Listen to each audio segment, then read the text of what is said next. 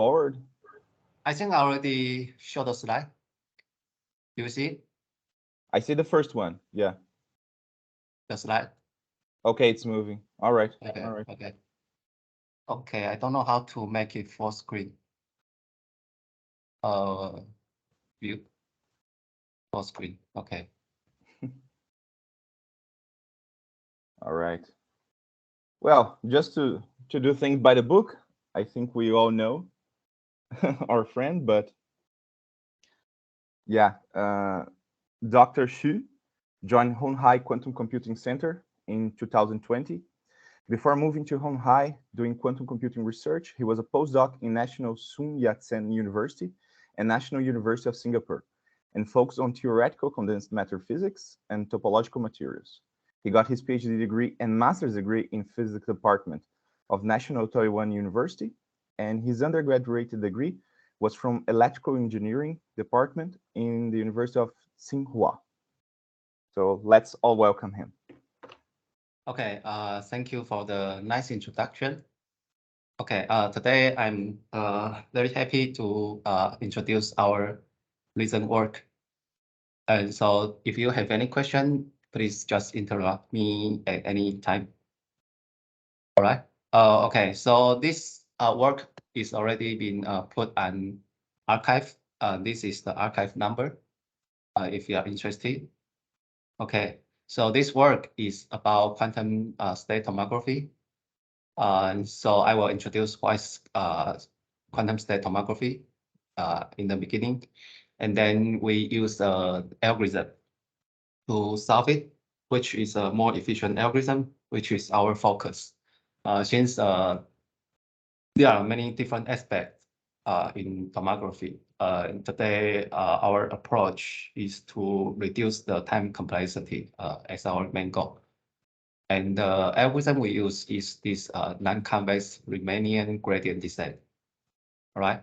And yeah, and my collaborator is Cai Jianfeng from Hong Kong, and Dr. Yu from National Central University, and Guo Enrui from Maryland. All right. And my supervisor, Min Xiu. Okay. Great. And then first, I will introduce what the notation, and this is actually related to compressed sensing. And we are doing things under this framework. And for compressed sensing, we need some property which can be useful for us. So this is restricted isometric property. And then we show in our quantum system how we sample coefficients. Then I will introduce the earlier approach using convex optimization, and I'll tell you why it is slow, and then we move on to non-convex approach, and then numerical result. Okay. Okay, so this is a very quick introduction for quantum system, just quick review. So the qubit can be 0 or 1, and then arbitrary state can be a superposition of them for single qubit.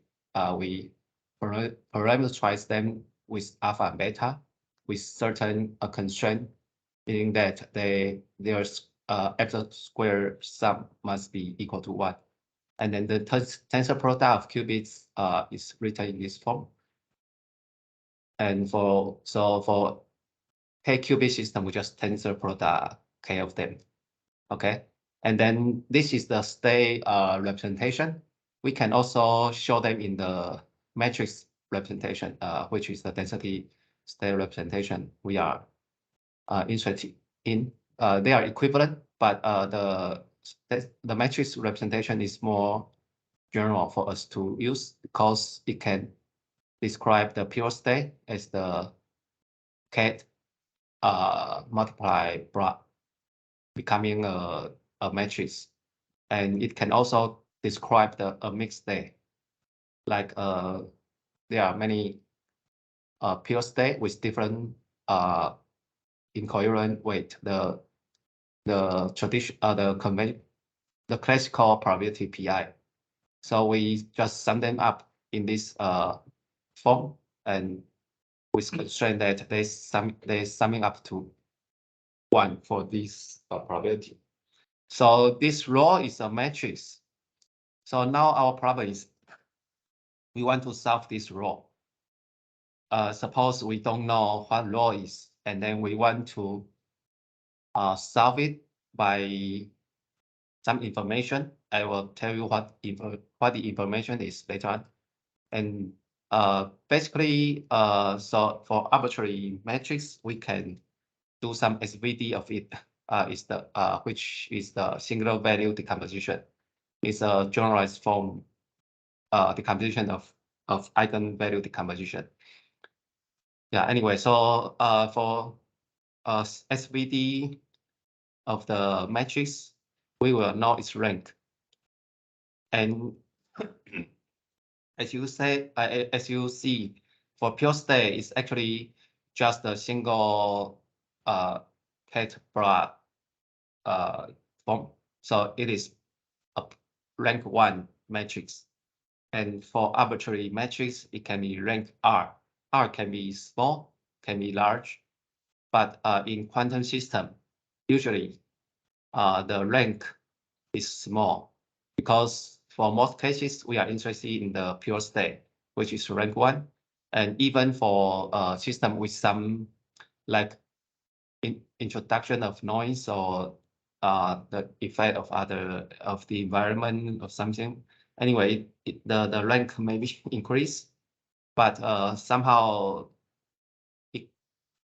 the rank still be small, or we can approximate it to be small. We just truncate the large the larger single the smaller single value. I mean, we are interested in the low rank, and the one with very small singular values are supposed to come from like noise or other things, so we just discard it. So our framework is to solve a density matrix, which is low rank R. R is supposed to be known as our starting point. So we must know what the rank is for us to solve this. So this is the assumption of our algorithm. Hello. Can I ask a question? Okay.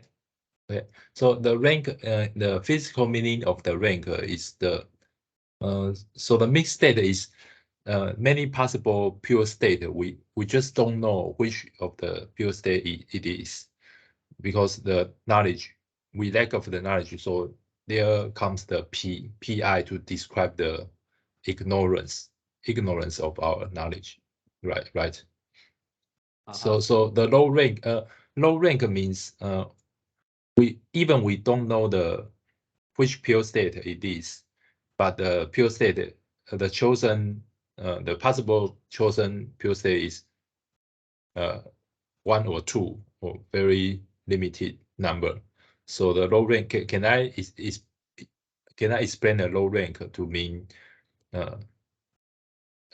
limited selection of a pure state?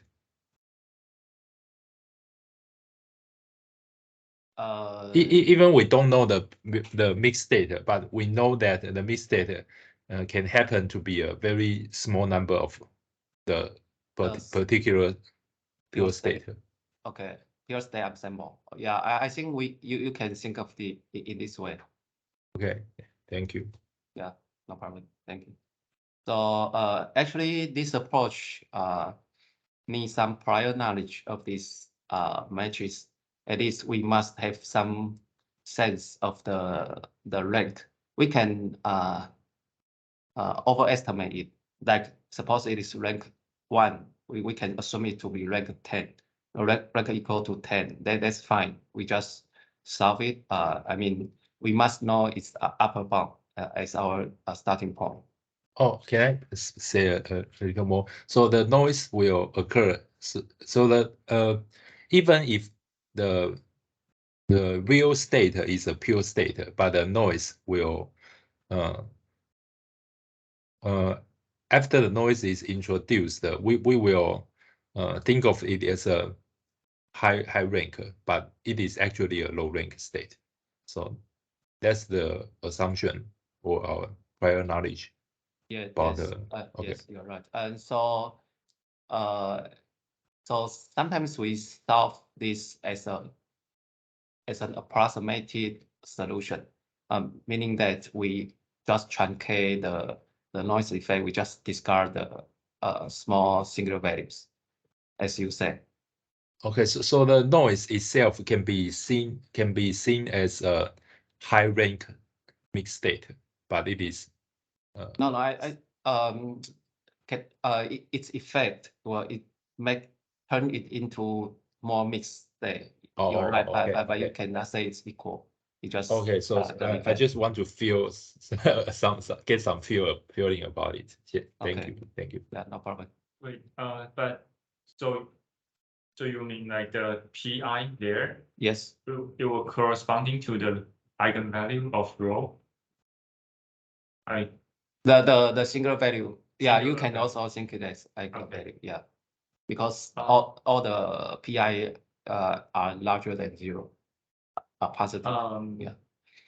No, just so and also you mean like the pure state case psi I would be like when you're doing SVD on the rho, then the pi is the corresponding singular value. And Yes.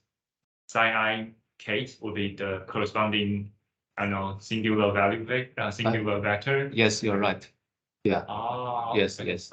Okay, thank you. Yeah, so yeah, you're right. So this is the SVD result, single value decomposition result of rho.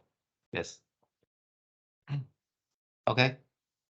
Okay, now I will introduce some example of the qubit state, the quantum state. Okay, the two state are the k qubit systems, and this one is the Hartmann state. Hartmann state just the equal weight for every possible combination of the k qubit.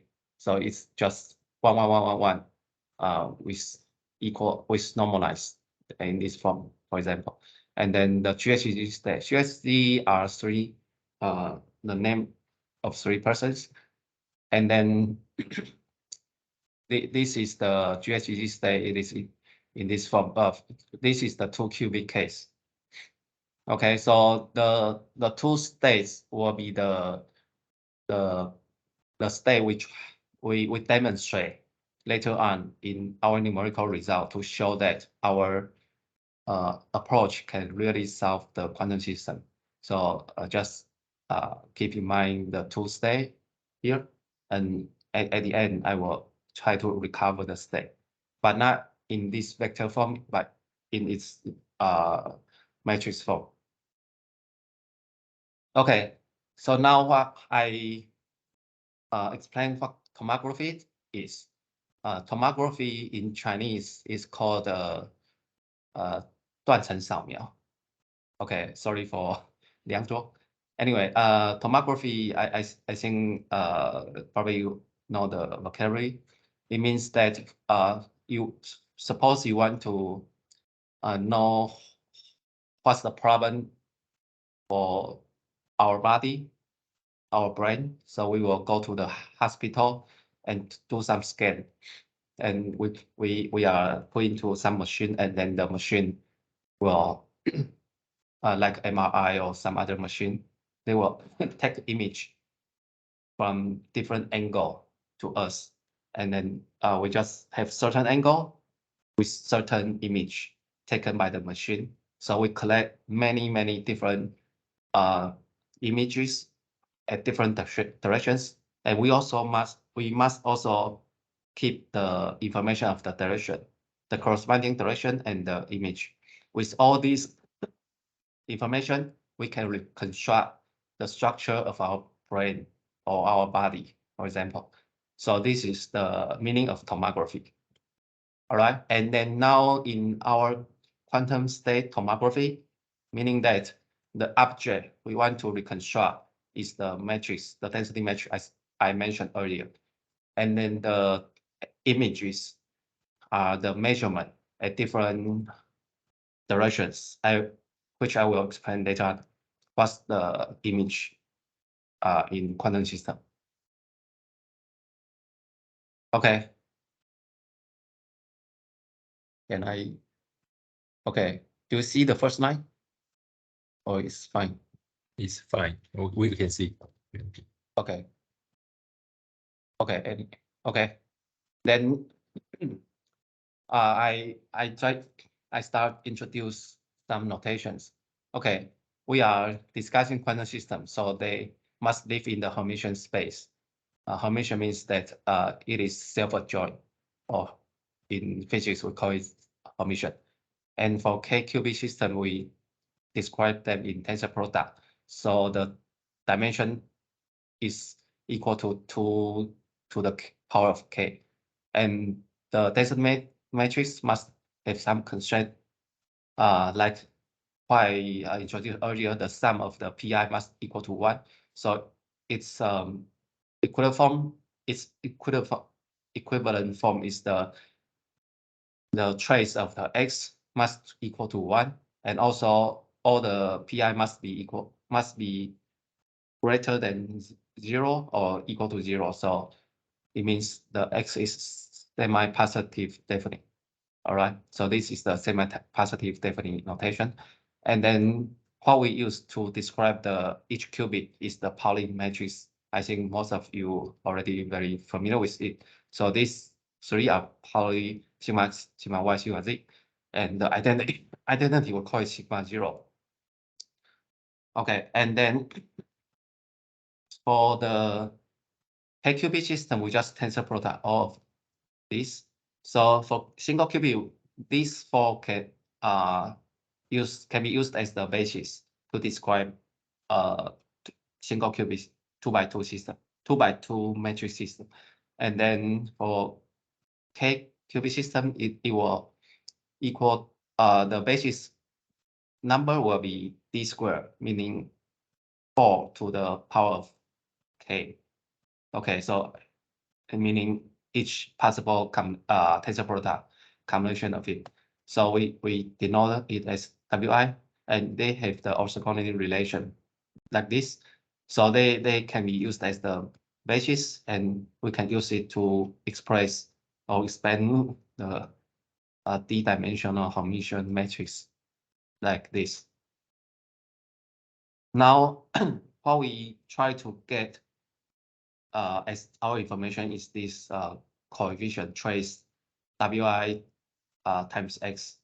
So this is like the image we want, and Wi is like the direction we want, because each Wi describes different combination of the Pauli matrix. So it's like a different direction, and the trace part is the coefficient is our image in tomography. So, sorry, the W is a sequence of sigma. Is W the sequence? Is the tensor product, all the possible tensor product, like here. So for first qubit, you just pick one of it. And okay, small d is 2 to the k's power. Yes. Okay. Okay. Thank you. Yeah, no problem. Now the question is, if we need that much coefficient, the basis is d squared or 4 to the k's power is too much, because the obstacle of quantum state tomography is that as k just increase like to be 10, then the matrix dimension d will grow exponentially. Like for 10 qubit is 1000 dimension to be 1000 times 1000 matrix. For qubit number to be 100, the dimension will be 1 million. So it grows exponentially fast. So we take the knowledge of the rank. So we assume the rank to be R. And then the density matrix will effect, in fact, has only this degree of freedom, roughly D times R degree of freedom. We don't need a D squared degree of freedom. So we only need to take picture of roughly D times R. That's the point. So that's why we call it compressed sensing, how we compress the image we need and then reconstruct the structure. Okay, so we don't need the whole basis set, W1 to WD squared. We only need n of them. And n is at the order of D times R. So this is the idea for compressed sensing. And then later I will show you what's the condition for this to work. Anyway, so we just define a map. This map means that we take picture at different directions. There are m directions. So you just think different SI as a direction, and each component of this function value, the function value is a vector in R, m, and each component is a image for certain direction. We just have some scaling here. And a adjoint operator is just reconstruct the matrix from a Rm image. So the adjoint operator is in this form. We have some Y image, and then we reconstruct a D-dimensional matrix. And why we choose this scaling here? Because we choose this S1 to Sm randomly. I mean, independent IID uniformly. Yeah. Identical. Yeah. Okay. I'm thinking the identical and independent. Yeah. Thank you. Can I ask some question? So the point item 3, each capital S is just one of the W. Of the W. Yes. Oh, okay. So can you explain more about the item 2? How does the formula 2D minus R comes from? Okay. 2. Okay. I can explain quickly. Because this is not the key point. It Okay. just tell you roughly D times R degree of freedom. But I can tell you just you think law has a rank R and it has a SVD form. Yes. Because Yes. law is Hermitian, so its SVD form is U sigma U star. U Yes. and V equal, and then U itself is D times R matrix, and D times R matrix is a unitary matrix, and this unitary matrix meaning that each column there are columns, and each column should be normalized to 1. So this will give you a constraint 2, because there are imaginary part and real part, and there are R of them, and then any 2 column of them are orthogonal. So this will give you another 2 constraint. So roughly speaking, you reduce the D square complexity into D multiplied by R. Yeah. D squared to dr. Okay. Yes. Thank you. So yeah, no problem. So the exact value is this. And then because we IID unit sample from W, so the expectation of this will give you back to X. So that's why we choose this the scaling here.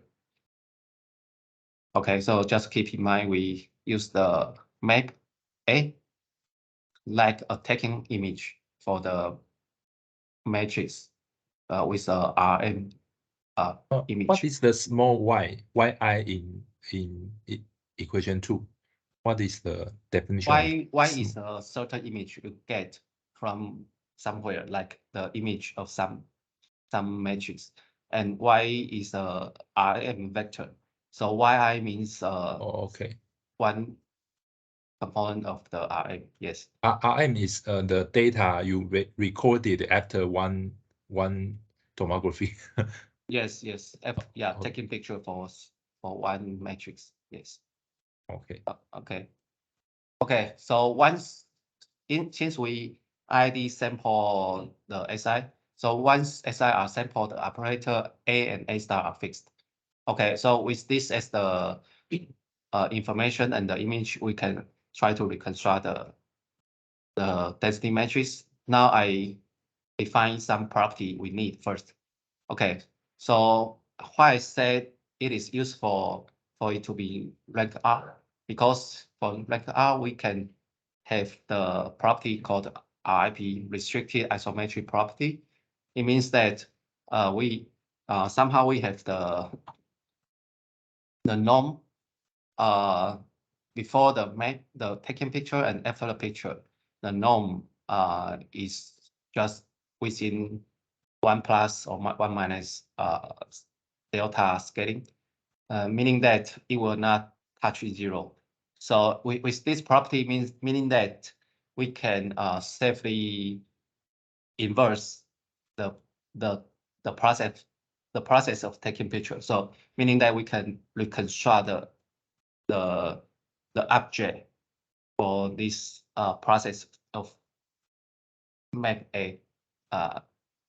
So this is the restricted isometric property, and this delta R is related to the rank. So there is a sub-index R.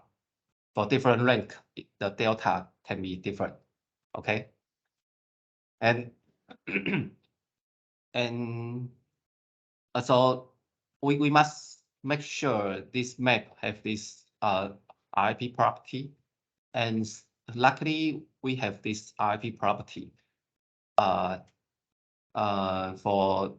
like in the Ikai in 2011 proves that for rank R for the because there are different ways of taking picture. All right, so the way we demonstrate today is try to take coefficient of different Pauli matrices. And this Pauli the coefficient, we are taking them as the image. So the way we use the Pauli matrix is a Pauli matrix measurement, but there are other type of measurement.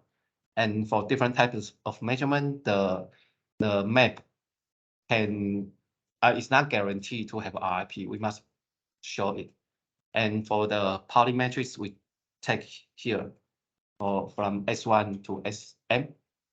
And as long as we take the image M large enough, is roughly is at the order RD, and with some factor log D to the 6th power.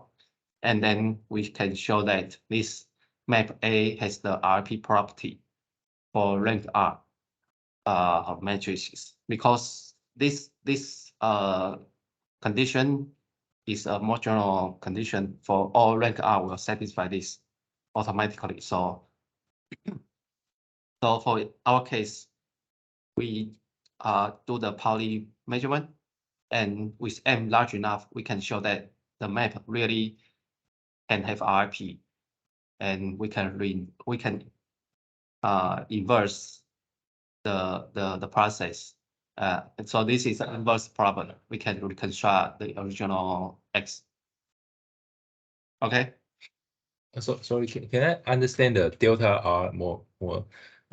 If we assign the rank R equals to small d, so the delta will become 0, or is that correct?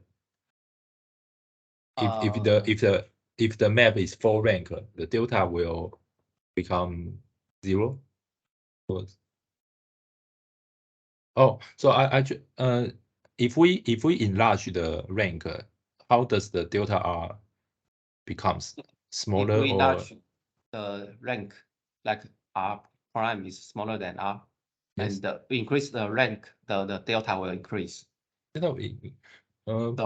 so that okay. So yeah, yes. Because the A is in my feeling, the A is isometry. corresponding to the equal sign of the definition. The isometry means that ax squared equals to the x squared. Ax norm square equals to the x squared. So delta will corresponding to 0. But isometry is some kind of full rank property, right? Large rank property.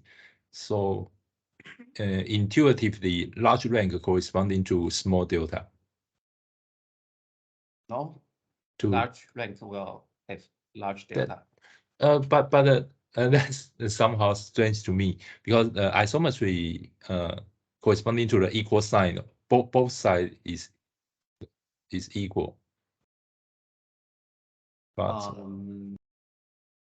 do you understand my isometry? Not really. You say if r equal to t, this delta should be equal to 1. So this is 0 and this is 2. Sorry, can you speak again? Okay. That I'm not so sure. We just put the m. Let me think. Okay.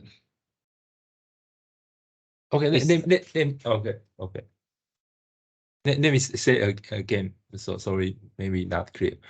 So the delta, if the delta is 0, both sides of the equality of the less than equality becomes equality.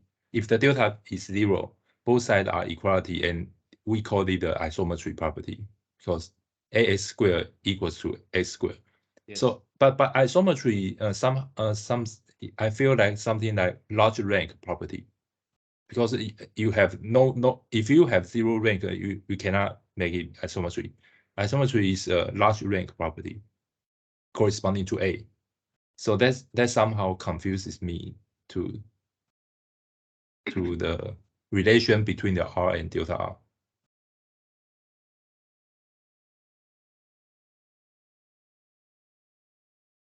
I don't know if you understand my feeling. Yeah, I understand your question.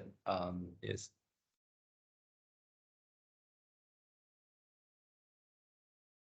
Sorry, I don't have a quick question. Okay, answer. so maybe discuss it later.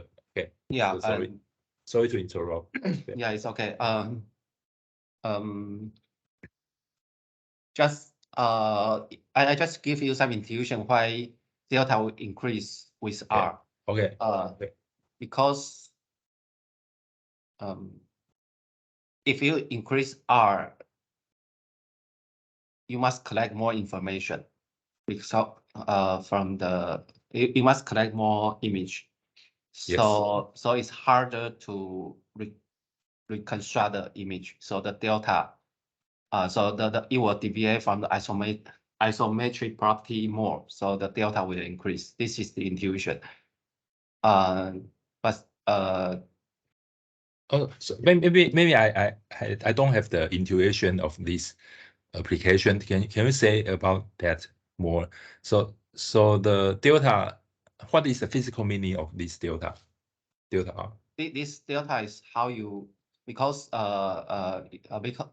it's how much degree it deviated from the isometric property. Because for equal sign, delta should be 0. So when you deviate from 1, it means it's just nearly isometric. So the large delta means it is harder to it deviates from the isometric property more. Hard to reconstruct. Large Yes. delta means hard to reconstruct. Yes. Okay. Thank you. Okay. Maybe okay. What is the upfront here? Sorry. Upfront just a notation for different. I just compare to rank, like rank upfront and rank R, or you can think as R1 and R2. I just. But then R is for X, then upfront is for the AX, or No. The rank is all for the matrix X. And I'm saying that suppose this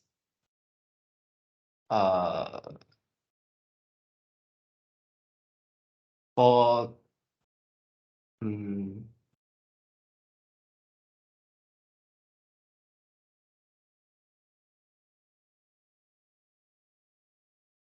Yeah, it's all for the rank, the rank of the matrix.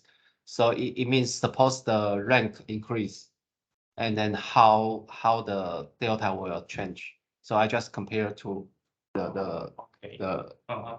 rank, the behavior of the X. Yes. Okay. Okay. I just give you more intuition about what I say taking image. So we collect one S1 to Sm, and then suppose for certain Si is in this form, and then we just sigma tensor product sigma z. So it's for this case, for this is a 7 qubit system, and it means that for the first qubit we measure in x direction, and the second qubit we measure in z direction, sigma s tensor sigma z, and y direction, z direction, and 0 means I don't choose direction, and sigma and for all the all the qubits we just specify some direction or no direction, and then we do the measurement, and you know the quantum measurement will fall into the eigen system, the eigen state. I mean the measurement will collect the result, so it will either in positive direction or negative direction. So I mean each one of them will fall into positive or negative, and I do not go into the detail, but somehow you collect all the result, and then you compare how many positive and how many negative, and you just assign them to be this part and this part, and for positive even parity and negative odd parity, and then you can get the image trace SI raw. And yeah, so this is the way we take picture for each direction. We do not take single picture, we take L shots, meaning we take L pictures for single SI direction, and we take the average to become our image for this direction. Okay. Oh, wait. So you say all shots means like but there is SI, so this is trace SI row is for one shot. No, trace SI is for one direction. One direction. Because I belongs to M. We must yeah. So for single direction, for single SI is each SI is a direction. This whole set is it means a direction. Yeah, and then how we the image we need is this trace SI raw, and how we take the trace SI raw. This is the way I show you, and I mean for each direction we must take L image L shots. Okay. Okay. Like the multiplicity, right? Yeah, because in quantum system, I cannot take the value directly. Because it's probability in nature. Okay. Yes. So why you put the sigma 0? So you didn't measure in Q5, right? I mean I do not choose some direction. You can think each direction is like a filter. I put a filter in that direction, like sigma X direction. I put a filter there. Okay. In X direction, and then put a filter in Y so direction. you don't put any filter. You do not put any filter in Q5. Yes. Okay. Thank you. Yeah, no problem. And then so I collect all the image for all directions. The S from L shot I showed earlier, and so this is the image I collect, but it's from the average, so it will introduce the noise Z, so I cannot get the true value. I will have some noise here, so now this is they might tell us as long as we take a large enough image. Large enough means L, yeah, M times L is at this order. then the noise will be upper bounded by this spectral norm. Okay, so Z is also Rm vector, and I put it back to matrix, and I take the spectral norm is upper bounded by lambda, and the value the probability violated this is exponentially small. So as long as the ML, the image and shots are large enough, I can have this noise bounded. So later on, I just assume that this condition is satisfied. So I think I spent too much time in the introduction. So now I quickly go through the approach to solve them. First, I introduced the convex optimization. The convex optimization, I try to minimize the trace norm or nuclear norm, and subtract to this condition. This condition is the context condition, and this is the saying that the image of the reconstructed matrix taken image should be equal to the true image. So this is the condition. This part is the data we collect, and this is the possible candidate of matrix must the image must satisfy the collected image. And why we use the trace norm? Because it is a heuristic substitute of the rank. Yeah, anyway, so we solve it in this convex minimization, and the theorem shows that as long as M is because this is noise this case, so there is no noise here, and so the M needy is smaller, but anyway, still the order, and then we can safely solve this problem theoretically, showing that. And suppose there are noise, so the Y contain noise Z. So this AX minus Y is minus Z. So the sign is does not matter. So this is basically the noise, and we can solve it in the Danzig selector or lasso. I mean this square error approach. So we can either solve this way or this way, and we try to solve the law R. Is rank R approximation.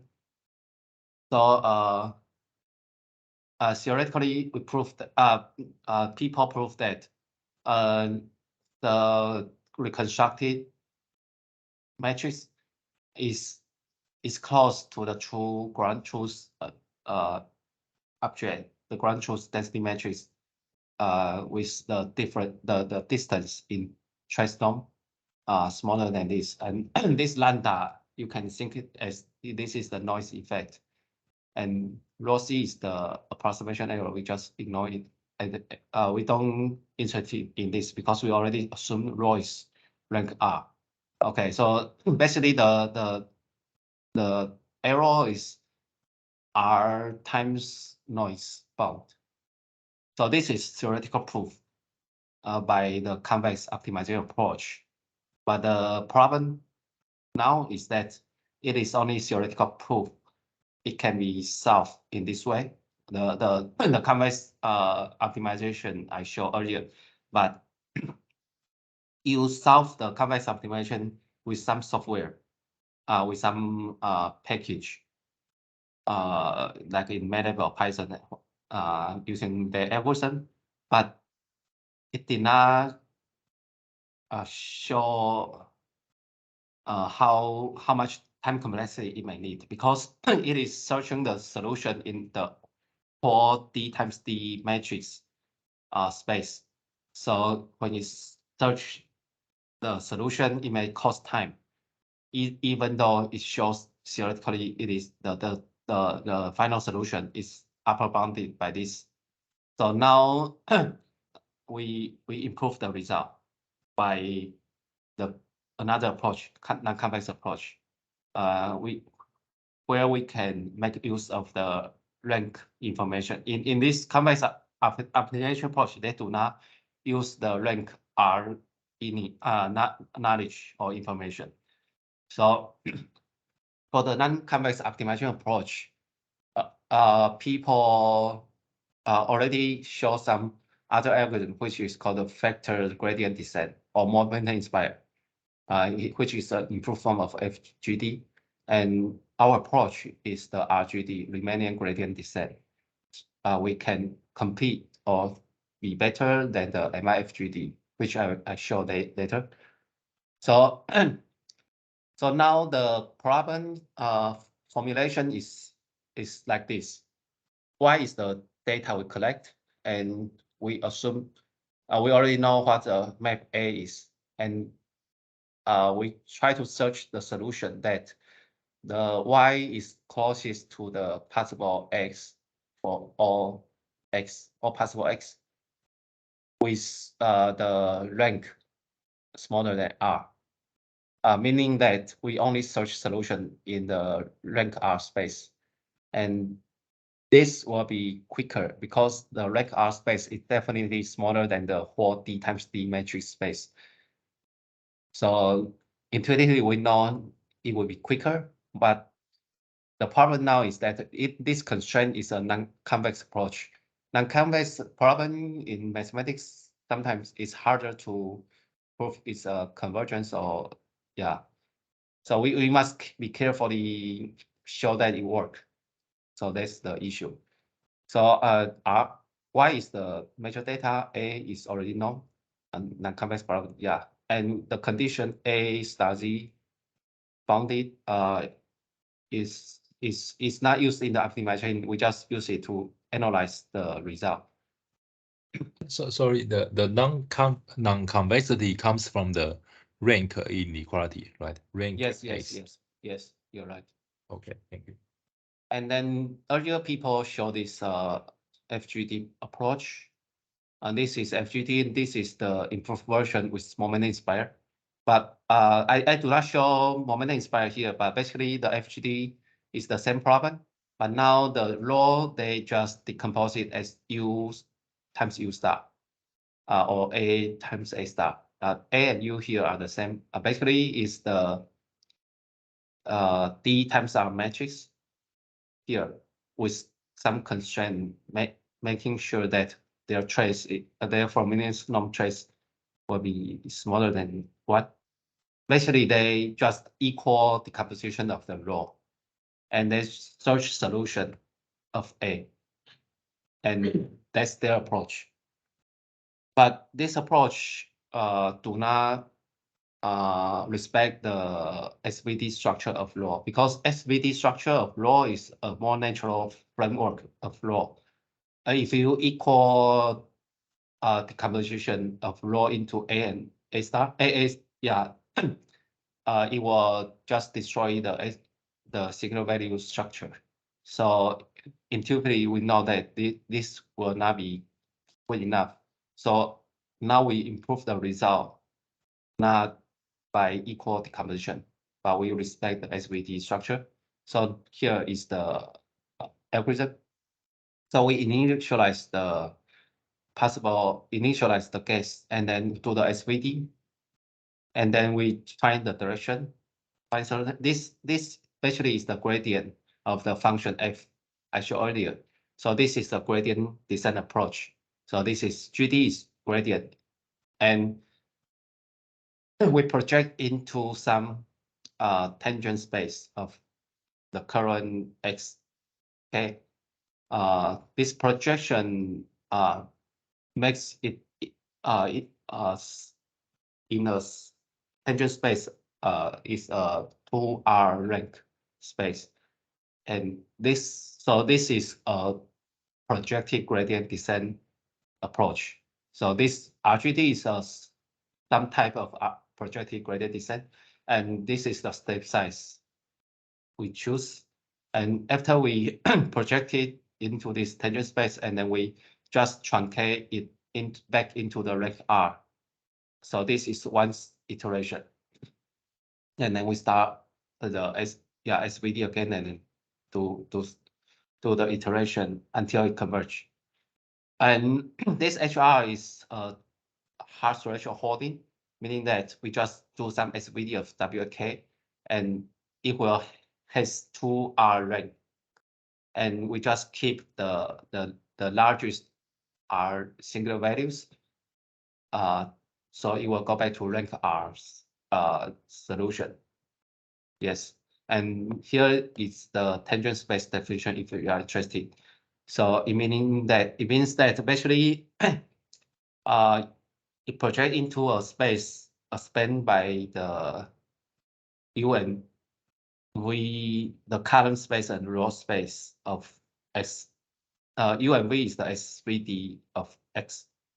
From the SVD. So this is the projection form. Yeah, anyway, you just follow the procedure to find it. So now that's the algorithm.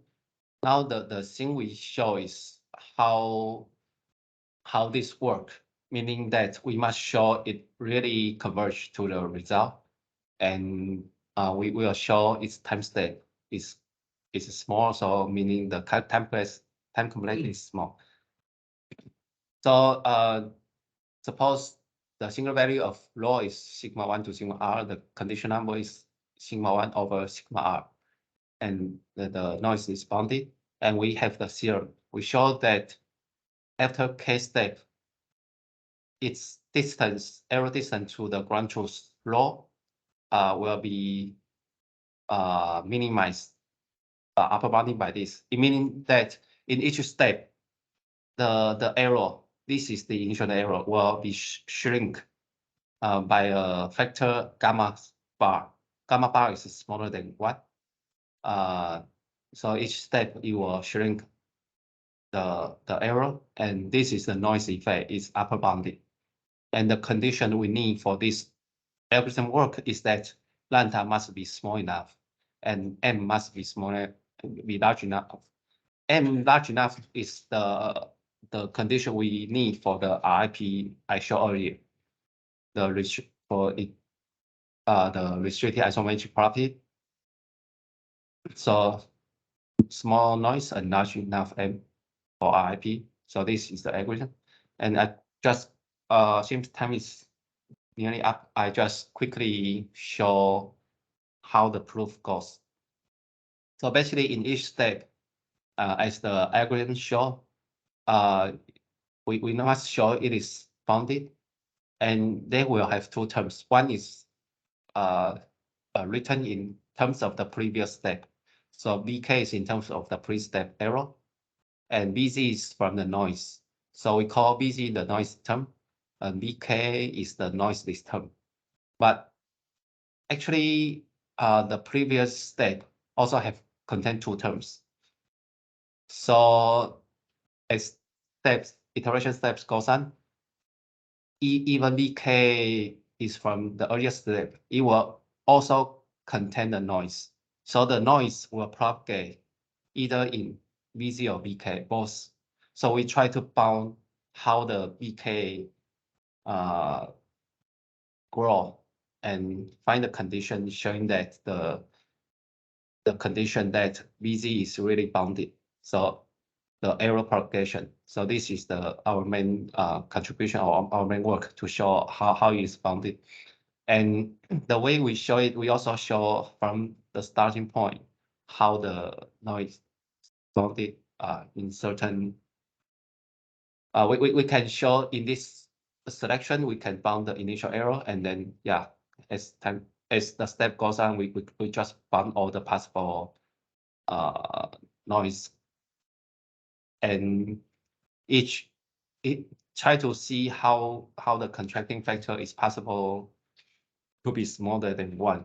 Okay, this is the higher level approach. Now the detail is that we have the gradient descent GK, and use the Eka-Yang theorem and triangular inequality, meaning that I try to compare the k+1 step, the distance, with the distance of WK K to ground truth, and I bound the BK plus BZ, and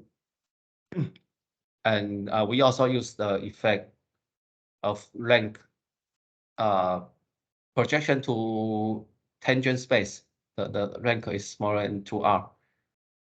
And why we need this? Why the non-convex Riemannian gradient doesn't work? Because we are knowing we know that the tangent space has rank smaller than 2R, and this is the place we need the RIP property.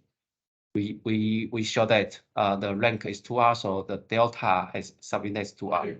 So we have the property here, and with this property, we will have the coefficient, the step size bounded like this way, and also we use the RIP property. We can show the BK term is bounded. We just use triangular inequality to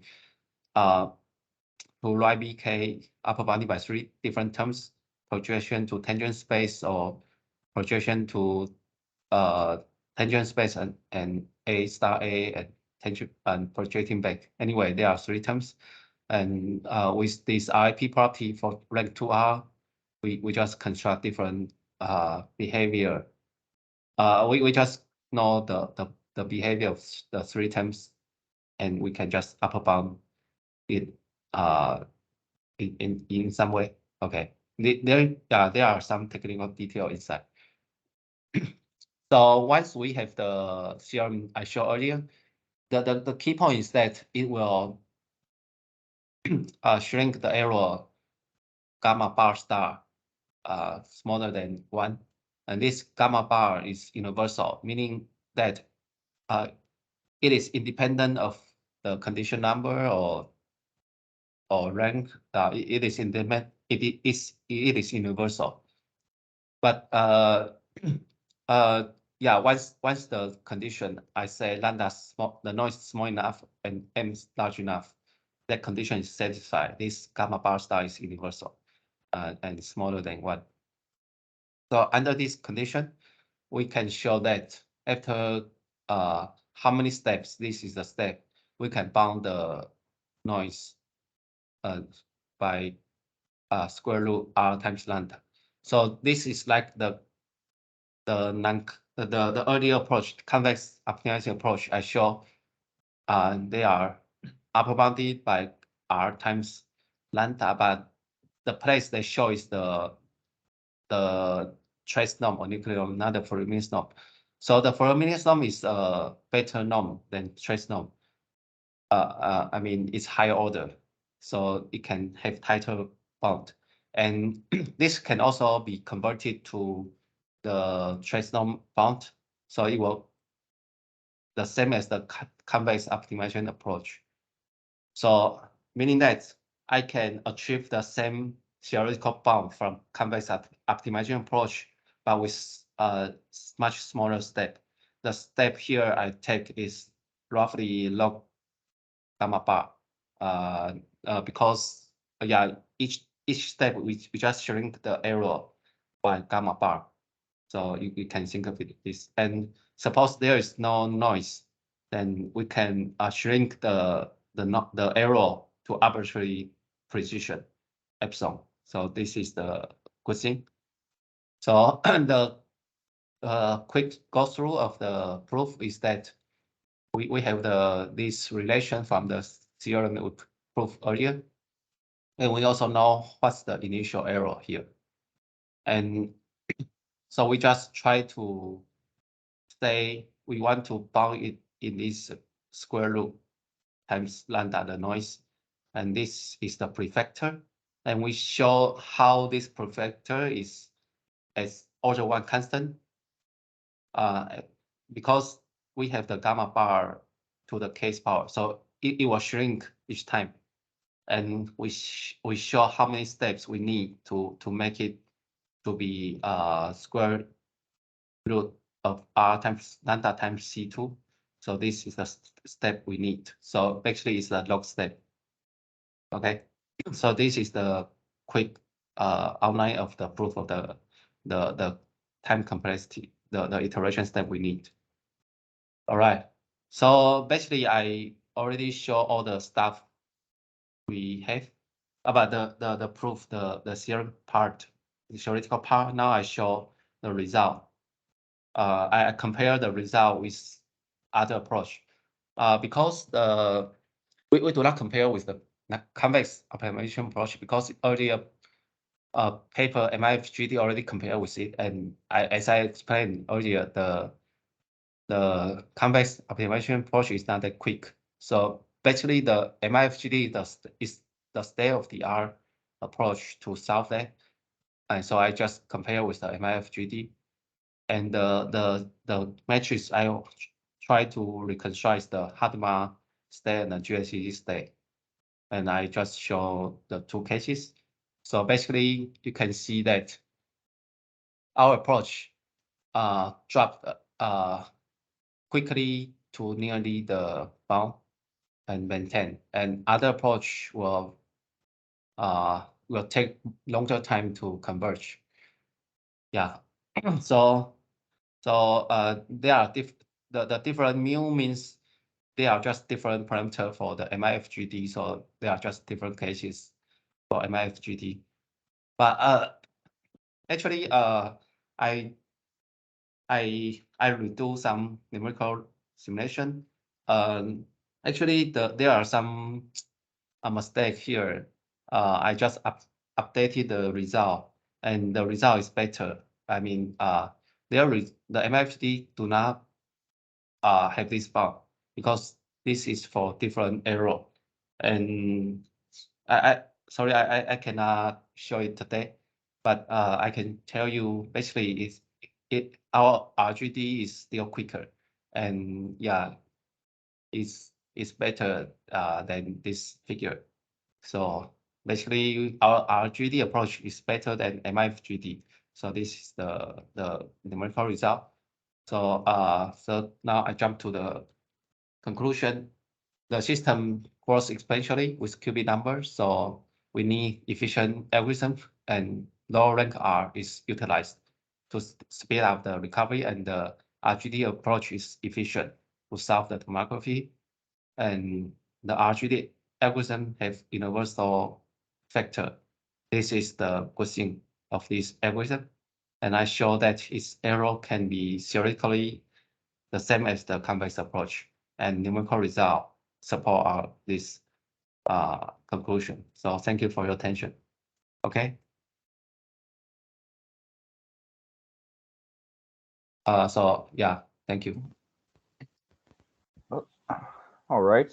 All right. Well, thank you for the very nice presentation. It's always a good time when you make a mistake, but it turns out for the better. Yeah, thank you. And does the audience wants to ask anything else?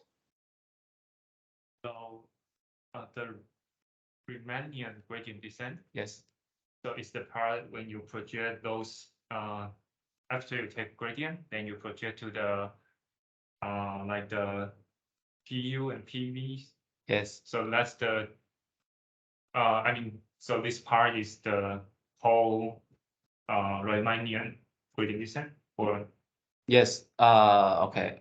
So if you ask Riemannian manifold, okay, there are some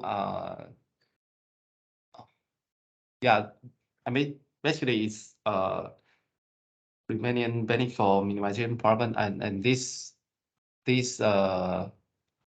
projection to the okay, probably I cannot show the definition here, but basically the whole projection to with this condition of the tangent of this xk is the Riemannian approach. If this is what you ask. yeah.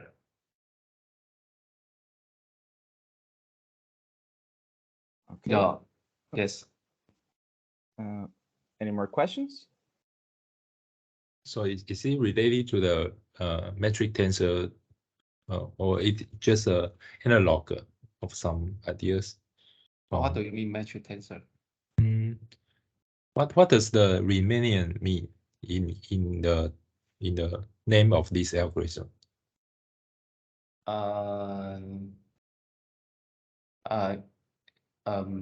It means that we do not search solution in the 4D times D matrix space, but we search solution in the R time. Oh, remaining manifold. Yeah. so What's the that? thing you want to search is in the tangent space, or I think probably if someone are more familiar with mechanics than me, probably can explain better. But basically, if you have the 4 tangent space of all the x and put them together, and somehow this will construct a manifold. I mean, if you have all the possible x with their tangent space, I mean, continuous connected, and this will satisfy the remaining manifold condition. you say that all the states constitute a Riemannian space. What is the space? X or something? I think it's because All I the forgot. Okay. Probably I cannot say the exact definition here, but as I remember, the manifold or remaining manifold, you require some point and with its tangent space altogether to describe this, and you must be continuous connected. Okay. And so this x and along with its tangent space, the whole thing will construct the remaining manifold. Okay, maybe we can discuss after this. Yeah. Okay. So this algorithm is for classical tomography also. Is this algorithm originally for the quantum case, or for the classical case it is also? Okay. Yeah. Thank you for the question. Basically, this remaining gradient design is already proposed by our collaborator Cai Jianfeng and his collaborator in 2016. And this approach can be used to solve the matrix problem, which can be classical. So it can be used in like the traditional machine learning, or we just apply it into the quantum system. So only for the quantum system, we want to measure single s many times, right? So 8,192 times is for the quantum case, or because the noise or something. Okay. So for different system, for quantum or classical, the map A will be different. Okay. And for quantum system, the map A we show here is the Pauli matrix. It can also be other type of measurement, even for quantum system. And for the quantum system, we must take L roughly 10,000 times, Okay. as you ask, for certain direction. And yeah, that's only for quantum nature. So for classical system, we only need to take one shot picture. No. In other system, like classical system, we don't know how it get obtain its image. Its image is not in the shot way description. The shot is in the quantum system, and in classical system, we just think how it take the image, and like we have in machine learning, maybe they have other ways of taking image. Okay. And maybe they do not use the word shots. So that's how they can be synthetic. You just have the true image with some Gaussian noise or whatever noise, just according to their model. So yeah, that's different. So it depends on system, how you describe it. So you say that in classical systems, we will have a prior knowledge about the noise? No. I Noise mean, model or something? Yeah, I mean, in any system, either quantum or classical, it all depends on model. So in our case, we can also use the way not taking shots. We just assume we know the true Oh, okay. true image, and we just put Gaussian noise or whatever noise. It's just depending on So- how you describe the system with certain model. So in current work, in this work, what is the noise model you use? So this is the thing I say. I do not Okay. use the noise model. I just Okay. use the quantum nature. I just take many shots and take. Okay. So the noise model average. is quantum in nature. This quantum system, it has a noise in nature. So you use the natural noise Yes. as a model. Okay. Yes. Thank you. Yeah, no problem. Do we have more questions? When you do the numerical, Sorry. when you do the numerical results, you Numerical, don't need a noise model, because then I don't know, then the state is just is starting from how this I mean, because then how do you design like your measurement then and the measurement results? Yeah. Okay. So. Yeah. Okay. Your question and Yanqi's question basically the same. Basically, I need the trace coefficient, trace SI raw, and this is the image. Yeah. I need, and this is the true result. Mm-hmm. So synthetically, doing numerical, I can assume that because I'm doing some numerical, I already know raw, and I can just calculate it as the true value, and I put some noise model like Gaussian noise or Poisson noise inside. But this is not the way we do. We can do that, but that's not the way we do. We just use the quantum nature in the simulator. We just take image of this, and because quantum nature take image, it will not give you. Yes, so you mean like you're doing on a like real quantum device? I just use the quiz key simulator. Okay. And yeah, and either in simulator or the real device, all the same. The quantum nature is that it will project it to either positive, negative, for each qubit, and we collect all the result for this SI L shots, and we just take average of this L shot.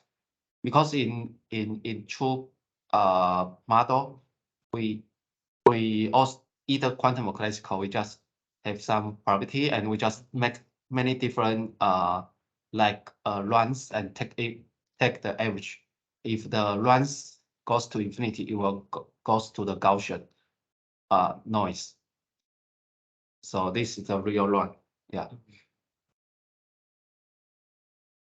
Okay. I think this answered the question.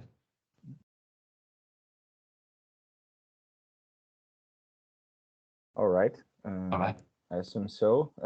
Do we have any more people? Okay, I'll get this as a no. So I wish to thank you again for your nice talk. And Thank you. Yeah, I think that's it. Okay, good. I think you can stop the recording. Yeah, I think he stopped Okay. it just now. 我进 stop it or